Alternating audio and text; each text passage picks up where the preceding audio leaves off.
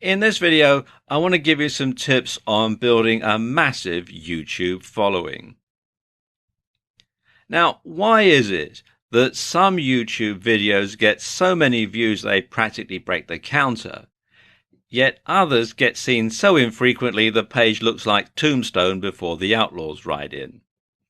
And how come some YouTube channels have many thousands of subscribers and their video stats hit four figures within a few hours, whereas others might get one or two subscribers a year and their videos never get viewed 100 times before they get taken down?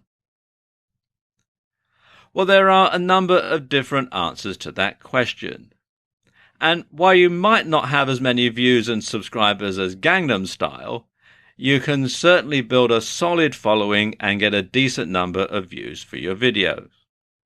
The main determining factor for how popular your videos are going to be comes down to your niche, and some niches are more popular than others. In general internet marketing, the biggest niches are fitness, dating, self-help, and making money. But some of the most popular subjects for YouTube videos outside of those big internet marketing niches are gaming, makeup tutorials, grooming and style, travel, technology, fails, cats, DIY, comedy, and lifestyle vlogs. So you need to pick a niche that's going to be popular, but often the most popular niches are the most competitive and oversaturated. So if you do a series of videos on how to do the perfect workout routine, you're going to be up against some fairly big names who already have a massive following, and you'll find it very hard to compete. So what should you do? Well, one thing is to pick a popular niche, but concentrate on a particular aspect of it. And this is known as niching down, or niching down, as some people pronounce it. So let's say you're in the golf niche. Instead of doing just general golf videos, you could do tutorials on how to hit the perfect swing or do the perfect putt. You could show how to hit with each type of iron or wood, or you could have tips to play different holes at different golf courses or different links. And of course, when golf goes wrong, it's always a good topic for humor. Or why not pick an obscure sport like handball? Now, it's not as popular, so it's not as competitive, or at least off the field anyway. But there's also not much out there, so videos on this topic do rack up an awful lot of views fairly quickly. But of course, it doesn't matter how good your content is. If you can't get people to your channel, no one's going to see it, so there's not a lot of point. So how can you get a lot of people to your channel quite easily? Well, a keyword-rich description and title will help YouTube to determine what your video is all about. And so when people type in what they're searching for on YouTube, YouTube will go through, they'll use the keywords, and they'll pull yours out, and it'll come up either in the listing or in the suggested videos at the side. Something else you can do is, if your video is scripted, be sure to include plenty of keywords and then upload the script to YouTube so that it can be used for subtitles and closed captions. And then that will help YouTube also to decide exactly where your video is and exactly what your video is about. Now, some good tools to find keywords are the Google AdWords Keyword Planner. This is quite a long URL, so if you just go to Google and type in Google AdWords Keyword Planner, you'll be directed to this site. Or something a bit more in depth, you can use Market Samurai, which you can find here at marketsamurai.com. And this is a paid-for solution, although there is a free trial offer running at the time that I'm making this video. Something else you can do is use other social media to drive traffic. So tweet about your video upload on Twitter, just sending a tweet saying I've uploaded a new video, and then the URL can also get people to look at it, just out of curiosity, really. Or you can post it on Facebook.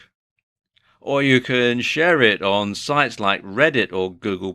And Google+ is actually very good because Google owns YouTube and they also own Google+. So there's a lot of synergy between the three areas. So if you've got something on YouTube, you can put it up on Google+ as well, and it'll also show up very well in the Google search engine rankings. Something else you can do is to embed your YouTube video onto your blog as part of a blog post. And if you have a WordPress blog, this is actually very easy to do. You just simply embed the URL and WordPress takes care of the rest. And you should also make it easy for others to share your video on their sites. To make your YouTube videos easy to share, make sure that all this works properly once you've uploaded your video. You want to make sure that there is a URL or share link that people can access, and that they've got the buttons here that people can share on various other social media sites. Also to make sure that you've got the embed code, like here, to go on an HTML site, and that people can email your URLs. You have to sign in to do this, and I haven't, but usually there'll be a link here that you can use. In this video, I want to show you ways of getting more Facebook fans. Now, basically, there are two ways of getting more Facebook fans. You can either grow your following organically, or you can buy advertising that promotes your Facebook page.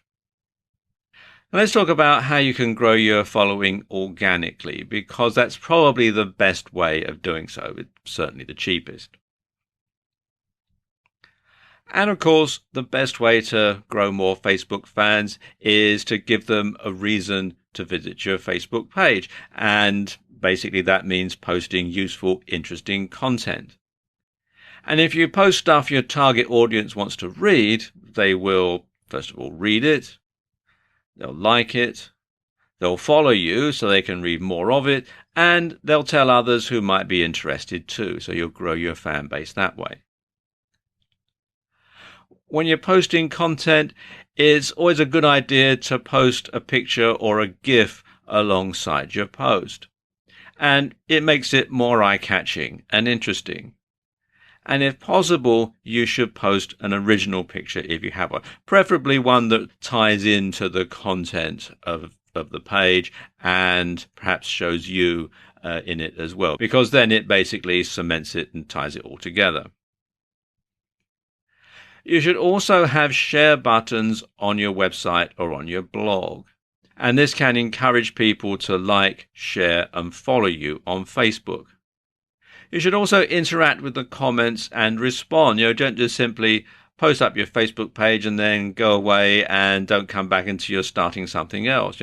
Join in the conversation, be a part of the community, make sure that people know that you're going to interact with them if they post a comment on your Facebook page. And you can also use other social media to promote your page, things like YouTube, Twitter, Pinterest, Reddit, etc. You can all link them together so that they go back to your Facebook page. In fact, if you're posting a video on YouTube, this is actually very easy because you can simply put something at the end that says follow us on Facebook and gives the URL. So it is actually quite easy to do it that way. The other way that you can get more Facebook fans is by purchasing advertising so that it leads people to your page who perhaps wouldn't stumble upon it organically. Now, Facebook ads, which is what the system is on Facebook, work in a similar way to Google AdWords. In other words, they're PPC or pay-per-click. But unlike Google AdWords, they're more varied and they can be more tightly targeted. For example, you can target people by their age, gender, location, interests, marital status, etc., etc. Now let's look at the different types of ad that you can have on Facebook. There used to be all sorts of different types, but now they whittled it down to just a few. And I suppose the most popular one is the promoted post.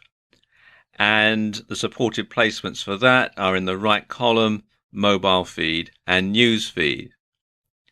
And this is a great way of getting a larger audience engaged with an important piece of content or promotion. And for a set budget, you can boost a post which will increase its visibility in the feed of people who like your page as well as their friends. So again, it's going to get them right in front of the post that you want them to read. Then there's the boosted post, which is slightly different. And its supported placements are right column, mobile feed, and news feed as well.